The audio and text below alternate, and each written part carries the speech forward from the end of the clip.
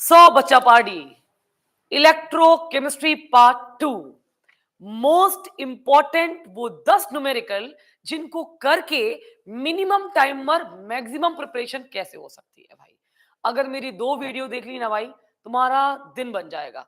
पहली वीडियो जिसमें मैंने 30 क्वेश्चन डिस्कस किए थे, 30 मिनट्स के अंदर वाइंड अप किया था, उसकी लिंक डिस्क्रिप्शन बॉक्स में है। आप वहां से उसको प्रॉपर डाउनलोड भी कर सकते हो पीपीटी को, और देख भी सकते हो।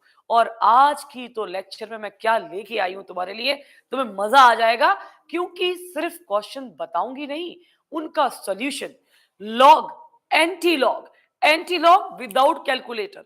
कैलकुलेटर का कोई यूज नहीं। सीबीएसई बोर्ड वाले बच्चों के लिए तो ये उपहार है, क्योंकि एक ऐसा टीचर जो ये कह रहा है टेंशन नहीं लेना, आईएससी वाले बच्चों से कंपटीशन नहीं करना कि उनका कैलकुलेटर अलाउड है। भाई कैलकुलेटर की जरूरत ही नहीं है, बस आपको दिमाग लगाना है और मेरी बात को सुनना है। पहला क्वेश्चन बहुत ही प्यारा है, कॉन्सेप्चुअल बेस्ड है, जिसके लिए आपका कॉन्सेप्ट बिल्कुल क्लियर होना चाहिए इलेक्ट्रोकेमिकल सीरीज का। अब इस क्वेश्चन में क्या है जरा जानते हैं इस क्वेश्चन को। आज क्वेश्चन को पढ़ेंगे तो आप देखेंगे यहाँ पर 4 मेटल्स दिए हुए हैं। इनके देखो आप रिडक्शन पोटेंशियल भी आपको गिवन है, जैसे पोटेशियम माइनस का 2.93, सिल्वर 0.80, वैसे आपको याद होना चाहिए, इसकी भी ट्रिक होती है। मैग्नीशियम माइनस का 2.37 एंड देन मर्करी 0.79। क्वेश्चन ये है, आपको स्टैंडर्ड इलेक्ट्रोड पोटेंशियल गिवन है और आपको अरेंज करना है इनको increasing order of reduction potential. तो where is the trick? Trick is here now. आपको ये 2 लाइन रट के और पढ़ के जानी है। ये दोनों लाइन बहुत इंपॉर्टेंट है। Electrode potential power directly proportional होती है ऑक्सीडाइजिंग टेंडेंसी के, ऑक्सीडाइजिंग पावर के, और इनवर्सली प्रोपोर्शनल होती है रिड्यूसिंग पावर के। दैट मींस जितनी ज्यादा नेगेटिव वैल्यू उतना अच्छा रिड्यूसिंग एजेंट। समझ में आ गया होगा? जितनी नेगेटिव वैल्यू होगी वो उतना ही अच्छा रिड्यूसिंग एजेंट होगा। अगर आप सीरीज भी याद करते होगे तो उसमें भी आपको चीज मिली होगी। अब जरा देखो इन चारों में सबसे ज्यादा नेगेटिव वैल्यू किसकी है। ऑब्वियसली मिल गया ना आंसर। पहली नेगेटिव वैल्यू आप देखेंगे पोटेशियम की है, माइनस का 2.93, माइनस का 2.37, एंड देन आपका मग सिल्वर एंड देन एल्यूमिनियम। तो आप अरेंज कर सकते हो इसको। अरेंज करने के बाद द नेक्स्ट उस पे आते हैं हम। अगर मैं आपको कुछ ट्रिक सिखाऊं, क्योंकि मैं चाहती हूं मैं न्यूमेरिकल करूं, उससे पहले कुछ चीजें आपको बता दूं। कुछ लॉग की बात मैं करना चाहती हूं, जैसे लॉग ए इंटू लॉग बी के फैक्टर को हमें सॉल्व करना है। तो आपको पता है कि प्लस होगा, ये होगा लॉग ए प्लस लॉग बी।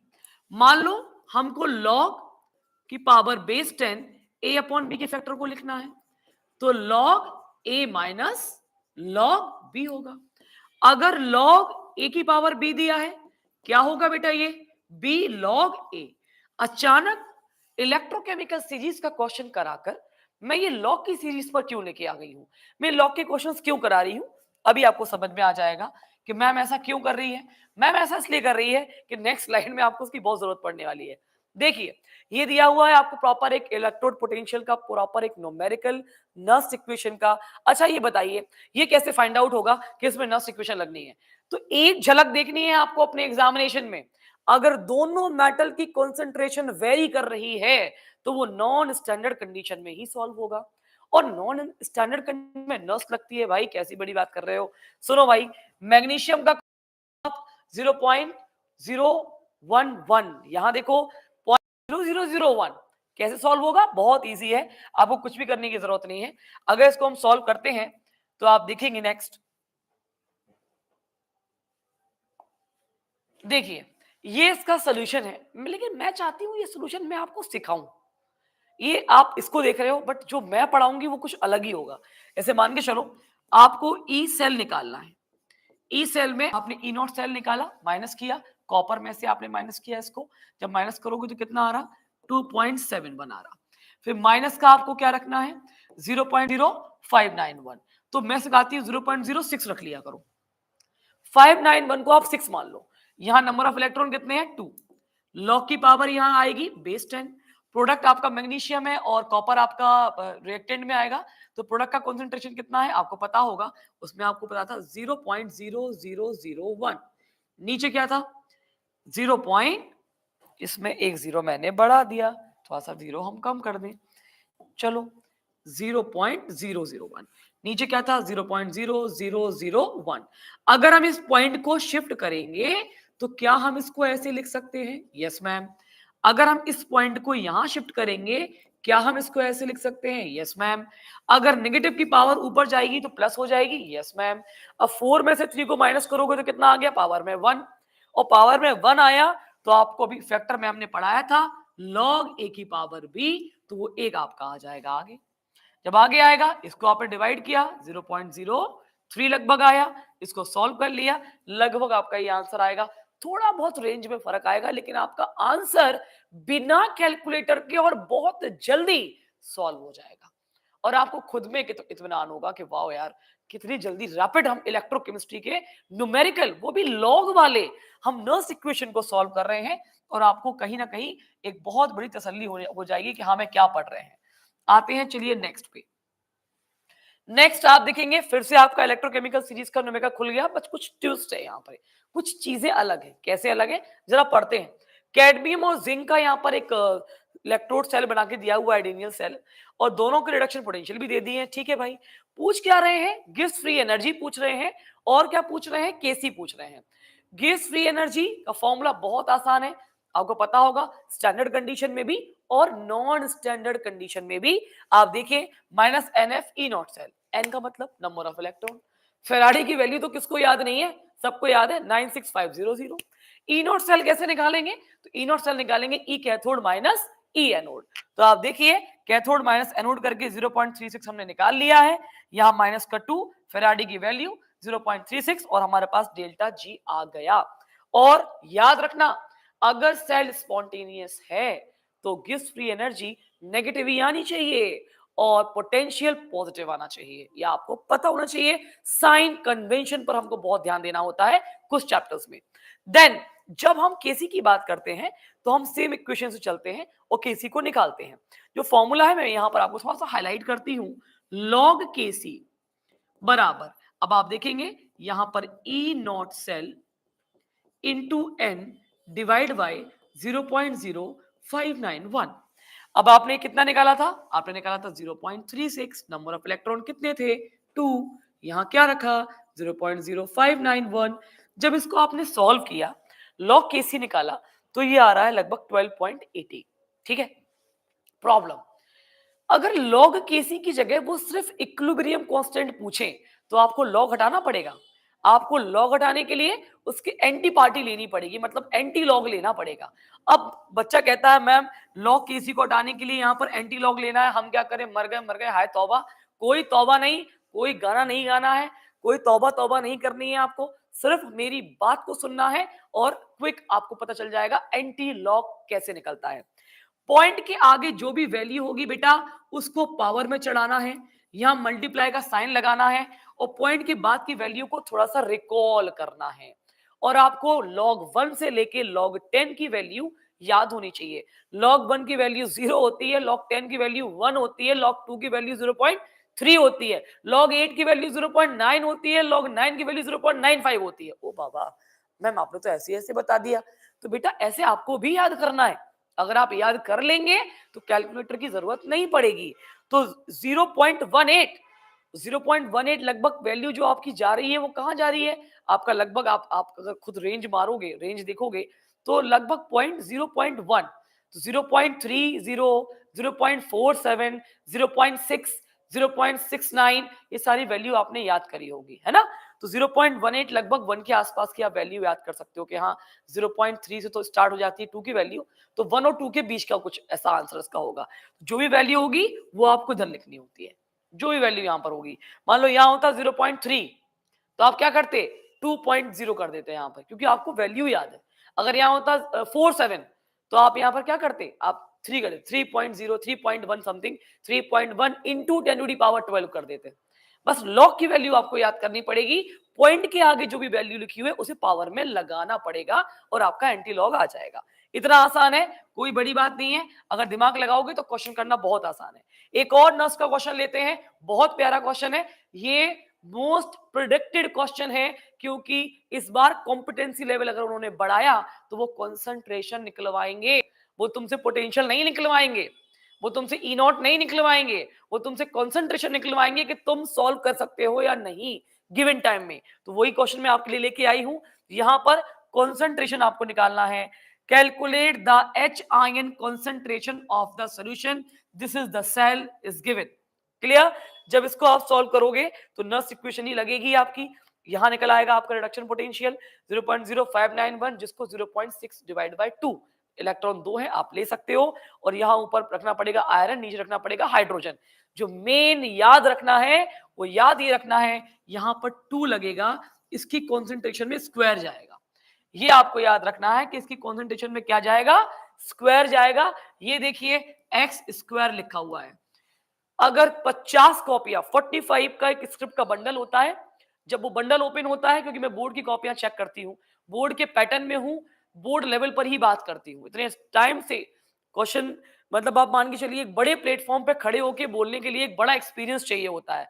तो बुंदेलखंड का एकमात्र ऐसा इंस्टीट्यूट जिसका प्रोडक्शन आज तक फेल नहीं हुआ, और बच्चे बस यही कहते हैं 11th आवर पर अगर कोई सहारा है तो केमिस्ट्री पॉइंट ही है। अगर कोई तुम्हारी प्रिपरेशन करवा सकता है 60 को 90, 70 को 95 अगर कोई बना सकता है तो वो सिर्फ नीति Sharma ma'am, chemistry point, only one institute. तो याद रखना, अगर 45 बंडल का एक स्क्रिप्ट खुलता है तो उसमें ये वाली गलती कम से कम 30 बच्चे करते हैं। जो स्टोइकोमेट्री का कोफिशिएंट आपने वहां पर मल्टीप्लाई किया था आपके सामने, मैंने 2x वहां पर 2 का मल्टीप्लाई किया था हाइड्रोजन की कॉन्सेंट्रेशन में, तो मुझे यहाँ एक्स स्क्वायर करना पड़ेगा। जिसने भी यहाँ एक्स लिखा, स्क्वायर नहीं लगाया, वो तो गया पानी में, गया, पूरा कैलकुलेशन गड़बड़ हो जाएगा। और जब इसको आप सॉल्व करते हुए आओगे, उसको प्रॉपर सोल्यूशन करोगे, तो इसका आपको ये आंसर मिल जाएगा। और जब आप इसका फॉर्मूला जब इसको आप मतलब करोगे, ऐसे लिखा है ना 10 की पावर -1 डिवाइड बाय x2, तो याद करो थोड़ी देर पहले ही मैंने आपको लॉग के फॉर्मूले पढ़ाए थे, लॉग ए अपॉन लॉग बी। लॉग ए अपॉन लॉग बी का क्या करते हैं, लॉग ए माइनस लॉग बी। सेम वही फॉर्मूला लगा के आप इसको आगे कैरी फॉरवर्ड कर सकते हो, और बहुत जल्दी इसका आंसर आएगा। मोस्ट प्रोडक्टेड है इस बार, जहां तक उम्मीद है कॉन्सेंट्रेशन ही निकलवाएंगे वो आपसे। वेरी फेमस क्वेश्चन, खुलास लॉ, जो कि वीक और स्ट्रॉन्ग दोनों इलेक्ट्रोलाइट पे काम करता है। लिमिटिंग मोलर कंडक्टिविटी निकालने के लिए फॉर्मूला होता है very easy, the limiting molar conductivity of cation as well as anion. करना क्या है भैया, आपके सामने इतने सारे केमिकल्स दे रखे हैं, अब वो ये कह रहे हैं limiting molar conductivity of CH3COOH की निकालो। अरे तौबा, इससे इजी क्वेश्चन तो मुझे लगता है मैं 8th स्टैंडर्ड के बच्चे को अगर ये पढ़ा दूंगी तो वो बच्चा नहीं भूलेगा। आप तो बहुत हाई स्टैंडर्ड में बैठे हो मेरे बच्चों। तो करना क्या है, अगर हमको एसिटिक एसिड की कॉन्सेंट्रेशन निकालनी है तो हमारे पास लिमिटिंग मोलर कंडक्टिविटी 3 की गिवन है, जैसे कि सोडियम एसिटेट की 91, सोडियम क्लोराइड की 126 और HCl की 426 Simon centimetre square mole inverse. अब हमें चाहिए क्या, पहले इसको देखो आप। हमें चाहिए CH3 और H। देखो CH3 वाला हम पकड़ेंगे इसमें से, और H वाला हम पकड़ेंगे इसमें से। अगर मैं इसे इक्वेशन नंबर 1 बना दूं, इक्वेशन नंबर 2 बना दूं, इक्वेशन नंबर 3 बना दूं, तो आंसर तो निकल आया।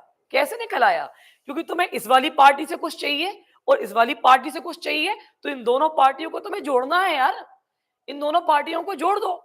ये वाला वैल्यू आप देखो 91, देखो यहाँ पर 91 प्लस, ठीक है। ये वाली पार्टी को देखो 426, देखो यहाँ प्लस है। तो इक्वेशन नंबर 1 और 3 को जोड़ दिया। क्या नहीं चाहिए तुम्हें, सोडियम क्लोराइड नहीं चाहिए, और सोडियम क्लोराइड किस इक्वेशन में है, सेकेंड इक्वेशन में है। उसको माइनस मार दिया, -126, और तुम्हें मिल गई limiting molar conductivity of acetic acid. क्या सीखा आपने, ये सीखा अगर 3 इक्वेशन 3 केमिकल दिए होंगे तो आपको ये देखना है तीनों इक्वेशन में से आपको किसका कैटायन चाहिए और किसका एनायन चाहिए, तो उन 2 इक्वेशन को प्लस करना है और जिसको नहीं चाहिए उसको माइनस करना है। इजी है यार, आराम से कर लोगे, कोई बड़ी बात नहीं है। चलिए नेक्स्ट क्वेश्चन पे देखते हैं।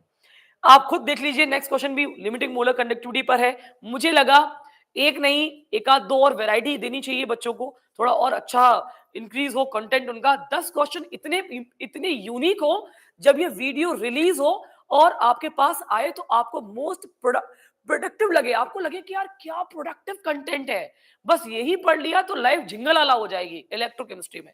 तो भाई देखो इसमें क्या है, इसके अंदर आपको लिमिटिंग मोलर कंडक्टिविटी दी हुई है, ठीक है। दोनों की दी हुई है, दोनों आयन की, यहाँ पर एनायन देखो, यहाँ पर कैटायन देखो, तो इनको जोड़कर, कैटायन एनायन को जोड़कर हम इनकी limiting molar conductivity eight infinite dilution पे निकाल लेंगे। वो गलत है, लिमिटिंग मोलर कंडक्टिविटी निकाल ली आपने, ठीक है। उसके बाद आप कप्पा का फॉर्मूला आपको पता होगा, जो मोलर कंडक्टिविटी होती है उसका फॉर्मूला होता है कप्पा इंटू 1000 अपॉन मोलरिटी। देखो कप्पा इंटू 1000 अपॉन कॉन्सेंट्रेशन, तो कप्पा की वैल्यू आपने वहां से निकाल, ये दी हुई है, आपने कप्पा की वैल्यू रखी, 1000 डिवाइड बाय कॉन्सेंट्रेशन किया, आपको मोलर कंडक्टिविटी मिल गई एक पर्टिकुलर कॉन्सेंट्रेशन पे। तो अल्फा डिग्री ऑफ डिसोसिएशन का बड़ा प्यारा फॉर्मूला होता है, limiting molar conductivity of a given concentration divide by limiting molar conductivity of infinite dilution. आपने एक मोलर कंडक्टिविटी यहां से निकाली मोलर कंडक्टिविटी फॉर्मूले से, और यहां आपने क्या किया, खोलाश लॉ लगा के कंडक्टिविटी निकाली, लिमिटिंग मोलर कंडक्टिविटी। तो आप दोनों को डिवाइड मार देंगे, आपको अल्फा मिल जाएगा, जिसको बोलते हैं degree of dissociation. Degree of dissociation से वो फर्दर एक स्टेप फॉरवर्ड जाकर आपसे डिसोसिएशन कांस्टेंट भी मांग सकते हैं। तो याद रखना, अगर डिग्री ऑफ डिसोसिएशन की तैयारी कर रहे हो, मेरी प्रीवियस वीडियो में, प्रीवियस स्लाइड में अगर आप देखेंगे जाकर, जिसमें मैंने 30 क्वेश्चन अपलोड किए हुए हैं, उसमें मैंने ये क्वेश्चन एक और अपलोड किया हुआ है, how we calculate the calculate, जो उसका जो कांस्टेंट होता है, ठीक है, इक्विलिब्रियम कांस्टेंट। चलिए आगे देखते हैं। देखो भैया, एक लॉन्ग टाइप का क्वेश्चन इसमें कभी कभी इस टाइप का आ जाता है कि इलेक्ट्रिकल रेजिस्टेंस का दिया हुआ है इतना, कॉन्सेंट्रेशन दी हुई है, लेंथ दिया हुआ है, एरिया ऑफ क्रॉस सेक्शन दिया हुआ है, और रेजिस्टिविटी की बात चल रही है, कंडक्टिविटी की बात चल रही है, मोलर कंडक्टिविटी की बात चल रही है। इतनी सारी चीजें अपन को निकालनी है, कैसे निकलेंगी यार, बहुत आसान है, बहुत ज्यादा आसान है। सबसे पहले वैल्यू आपने लिख लिया, कॉन्सेंट्रेशन आपको गिवन है 0.05, देन आपने लेंथ ले लिया, एरिया ले लिया, रेजिस्टेंस ले लिया। फिजिक्स में 10th क्लास में एंट्री मारते ही साथ ये फॉर्मूला तुम्हारे जीवन में आ जाता है। 11th क्लास में तुम ये फॉर्मूला पढ़ते हो, तो किस बच्चे को रेजिस्टेंस का फॉर्मूला याद नहीं होगा, R equals to rho L upon A, same formula है R equals to rho L upon A. तो मैम ये रेजिस्टेंस की बात क्यों कर रही है, क्योंकि रेजिस्टेंस से निकलेगी रेजिस्टिविटी। अब ये रेजिस्टिविटी से क्या होगा मैम, अभी बताते हैं। जैसे आपने रेजिस्टिविटी यहां पर निकाली, तो रेजिस्ट जैसे कि कंडक्टेंस, कंडक्टेंस का इनवर्स होता है क्या, रेजिस्टेंस, ऐसे कंडक्टिविटी की इनवर्स होती है रेजिस्टिविटी। अगर आपने यहां पर रेजिस्टिविटी निकाली, तो आप क्या निकाल लोगे, कंडक्टिविटी निकाल लोगे, कप्पा निकाल लोगे, स्पेसिफिक कंडक्टेंस निकाल लोगे, और कप्पा निकला तो कप्पा की वैल्यू आपने यहां रखनी है 1000 divide by concentration already given थी, डिवाइड किया और आपकी 3 वैल्यू आपके सामने आई। तो आपने इस क्वेश्चन में क्या क्या निकाला, रेजिस्टेंस की हेल्प से आपने रेजिस्टिविटी निकाली, रेजिस्टिविटी की हेल्प से आपने कंडक्टिविटी, दैट मींस कप्पा निकाला, और कप्पा की हेल्प से आपने निकाली मोलर कंडक्टिविटी। इस टाइप का क्वेश्चन आपको 99% देखने को मिल सकता है। इसको बिना प्रिपरेशन के एग्जाम भूमि में ना उतरे, युद्ध में ना जाएं, ये महायुद्ध है आपके लिए। चलिए एक और आते हैं, अब यहाँ पर कुछ हमारे अलग से यूनिक क्वेश्चंस चालू हो जाएंगे थ्योरी टाइप के, कि what are the two major problems to connect in the measurement of the conductivity of ionic solution and what in the solution. क्या मेजर प्रॉब्लम आती है यार, करंट की मेन प्रॉब्लम तो करंट की आती है। करंट मतलब passing of DC current charge through the composition, direct current की बात की प्रॉब्लम आती है। दूसरा, a solution can not be directly connected with the bridge in solution, direct connect नहीं होना चाहिए, डायरेक्ट कनेक्ट रहेगा तो प्रॉब्लम आएगी आयंस को क्रिएट करने के लिए। तो इसीलिए आपको याद रखना है, यूजिंग एसी, डीसी की जगह आपको एसी करंट यूज करना है, यूजिंग कंडक्टिविटी सेल, जैसे कि 2 प्लेटिनियम की इलेक्ट्रोड को यूज कर लिया, तो इस तरीके से कंडक्टिविटी सेल को आपको यूज करना है। ये थ्योरी वाला क्वेश्चन है, सिर्फ आपको पढ़ के जाना है, याद करके जाना है, इजीली हो जाएगा, कोई बड़ी बात नहीं है। देन ये ड्राई सेल है मेरे प्यारे बच्चों, आपको बैटरी पढ़नी है इस चैप्टर में। 2 तरीके की बैटरी होती है, primary as well as secondary. अगर मैं आपको दिखाऊं तो आपको मजा आ जाएगा। जैसे